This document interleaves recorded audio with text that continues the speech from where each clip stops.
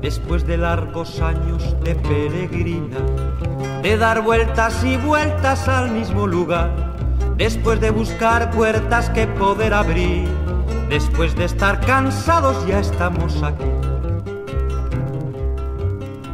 Tardamos tantas noches en poder llegar, no será tan difícil poder avanzar, que cuando hemos llegado por fin al salón, ya no habrá quien nos mueva de esta situación. Dejen pasar, hágase a un lado que vamos a entrar. Dejen pasar, tengan cuidado que van a cerrar. Dejen pasar ante los viejos que se han de sentar. Dejen pasar los que ya estaban que se echen para atrás.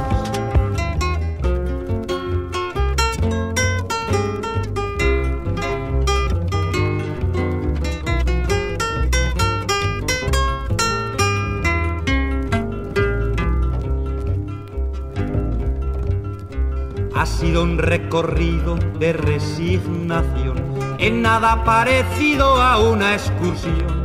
La marcha era tan lenta, tan poco fugaz, que alguno no ha podido llegar al final. Ya suenan los clarines, ya llega el clamor. Muchos están ancianos, otros con dolor. Se ven ojos morados, huecos sin cubrir. Con sueño retrasado ya estamos aquí. Dejen pasar, hágase un lado que vamos a entrar. Dejen pasar, tengan cuidado que van a cerrar. Dejen pasar ante los viejos que se han de sentar. Dejen pasar los que ya estaban que se echen para atrás.